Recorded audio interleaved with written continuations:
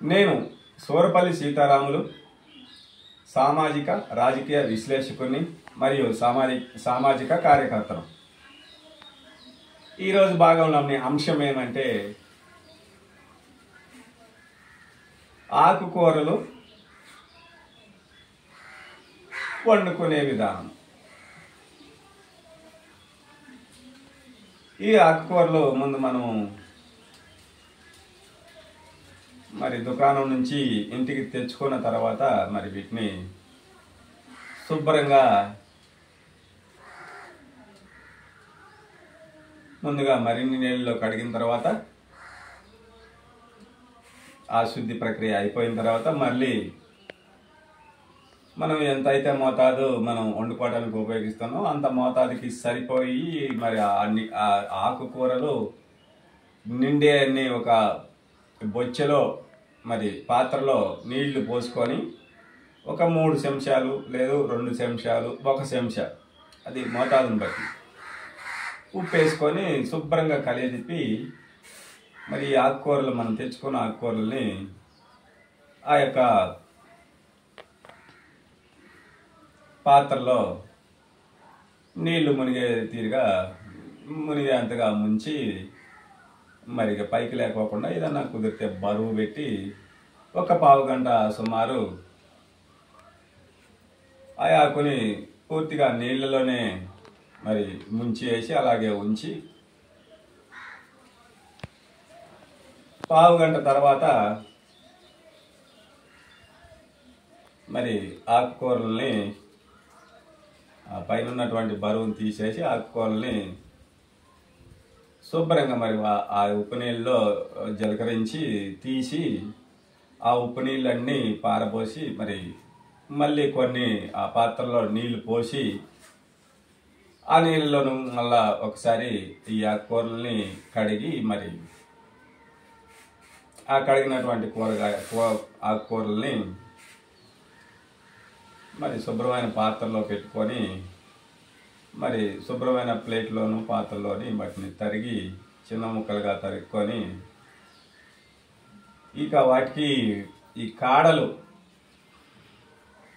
ఇప్పుడు ఆకుకూరలకి ఉండే కాడలు ఏవైతే ఉన్నాయో వాటిని మరియు ఆకుకూరలని కలిపి మనం అనుకున్న తీరుగా వండాలి అంటే రెండు ఒకసారి కలిపి వండటం అయితే కుదరదు. ముందు ఆకుకూర కాడలు తీసివేస్తేనేమో మొదట ఉల్లిగడ్డ తాలింపు తర్వాత ఆకుకూరలు వేసి సుమారు 67 నిమిషాలు ఈ ఉల్లిగడ్డలు మగ్గిన తర్వాత 67 నిమిషాలు మాత్రమే ఈ ఆకుకూరల్ని ఉడకబెట్టి తినాలి. లేదు ఆ కాడల్లో కూడా పోషకాలు ఉంటాయి అనుకుంటే మాత్రం తీసి పారేయమని నేను చెప్పట్లేదు. ముందు కాడల్ని ఉల్లిగడ్డల్ని మరిగించి అవి ద్వారగా ఏగిన తర్వాత మళ్ళీ అప్పుడు ఈ మనం తయారుగా చేసుకున్న ఆకుకూరల ఆకుల్ని మొత్తాన్ని కూడా ఈ మగ్గినటువంటి కాడలు ఈ ఉల్లిగడ్డ ముక్కల్లో వీటిని వేసేసి ఆ విధంగా ఊకే తిప్పుతూ ఒక 67 నిమిషాలు మాత్రమే ఈ ఆకుకూరలని మనము 67 నిమిషాలు 2 నిమిషాలు కూడా కాదు 1 నిమిషంన్నర కూడా కాదు, ఒక 67 నిమిషాలు మాత్రమే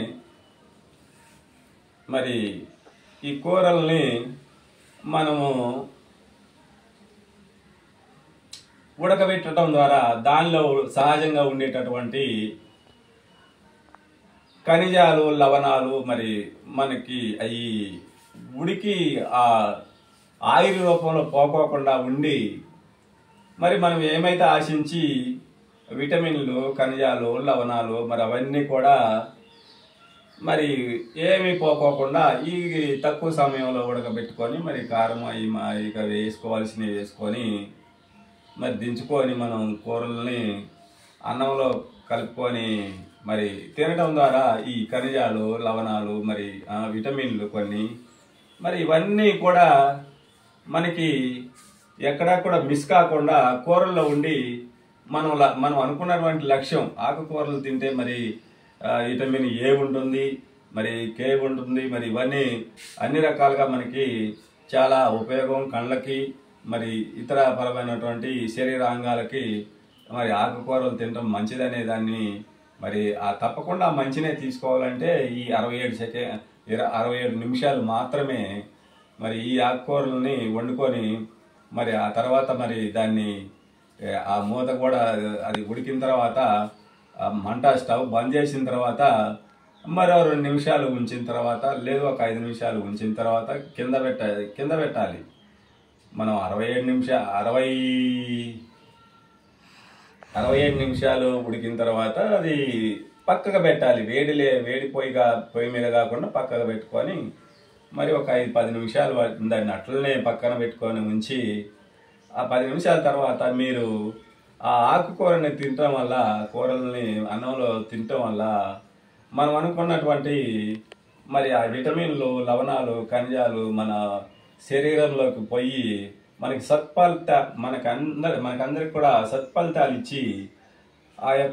వాటి యొక్క విశిష్టమైనటువంటి గుణాలని మన శరీరంలోకి పంపటం వల్ల శారీరక ఆరోగ్యం, మరి ఈ కంటి సంబంధమైన ఆరోగ్యం మనకి బాగా మరి పెరిగి ఆ విధంగా ఆకుకూరలు తినటం వల్ల మనకి లాభం జరుగుతుందని తెలియజేస్తున్నాను. మరి ఈ క్రమంలోని మరి ఆకుకూరలు ఈ విధంగా తయారు చేసుకొని తినటం వల్ల మనం అనుకున్నటువంటి ఆ యొక్క వాటి నుంచి ఆశించినటువంటి ఫలితం మనం తిన్న వాళ్ళకి కలిగి సంపూర్ణ ఆరోగ్యాలతో మరి మనం దైనందిన జీవితంలో బలంగా పుష్టిగా ఉండి ఈ ఆకుకూరలు తినడం వల్ల ఏమవుతుందంటే మనకి ఎక్కువగా రక్తము మన శరీరంలో తయారయ్యి మనకి రక్తలేమి లేకోకుండా ఉంటాయి. మరి ముఖ్యంగా ఈ ఆకుకూరల్ని ఇప్పుడు జూన్ జూలై నెలలో తినకూడదు అని అంటున్నారు. ఇప్పుడు నేను చెప్పిన పద్ధతుల ప్రకారంగా వాడుకుని మీరు వండుకున్నట్టయితే ఖచ్చితంగా మరి ఈ జూన్ జూలై నెలలో కూడా మినహాయించి అయితే వాటిని తినకోకుండా ఉండాల్సిన అవసరం ఏం లేదని తెలియజేస్తూ మరి వాటిలో ఇప్పుడు ఈ జూన్ జూలై నెల అంటే మరి ఇవి ఆకుకూరలు భూమి మీద నుంచి తీసుకొస్తాం కాబట్టి వాటిలో మరి ఈ కీటకాలు మరి క్రిములు మరి ఒక్కొక్క రకమైన పురుగులు అవన్నీ వాటి ద్వారా వచ్చి మరి అవి సరిగా ఉడకకపోతే మరి అవి తద్వారా మన బాడీలో ప్రవేశించి మరి డయేరియా, అతి విరోచనాలు ఇవి వచ్చి ఇటువంటి జబ్బులు వచ్చి మరి పూర్వపు రోజుల్లో అయితే మరి ఈ డయేరియా వల్ల మరి ఈ రైన్ సీజన్లోని మరి ఊళ్ళు నాశనం అయినాయని చెప్పి మరి మనకి పూర్వపు వారి వలన మన పూర్వీకుల వలన మనకు తెలియబడుతుంది. అంటే ఆనాడు ఈ శుభ్రత పాటించడము ఇవన్నీ లేవు. మరి మళ్ళీ బయటనే కిందనే వండుకోవటం వల్ల మరి ఇంకా అడిషనల్గా కూడా ఆ బ్యాక్టీరియా వాటిలో చేరి మరి డయేరియాకి కారణమయ్యి అతి విరోచనం అవ్వటం వల్ల మరి అనేక మంది మృత్యువాత పడి మరి గతంలో మరి ఆ విధంగా ప్రాణ నష్టాలు అయిన సందర్భాలు ఉన్నాయి. మరి ఇప్పుడైతే అటువంటి సమస్య ఏం లేదు. ఈ తీరుగా మీరు మరి అందరికీ ఇప్పుడు గ్యాస్ స్టవ్లే కాబట్టి మరి అటువంటి సమస్య రాదు. ఈ తీరుగా మీరు ఇప్పుడు ఏ సీజన్లోనైనా మరి ఈ ఆకుకూరల్ని మనం జీవితంలో ఉపయోగించుకొని ఆరోగ్యంగా ఉండటానికి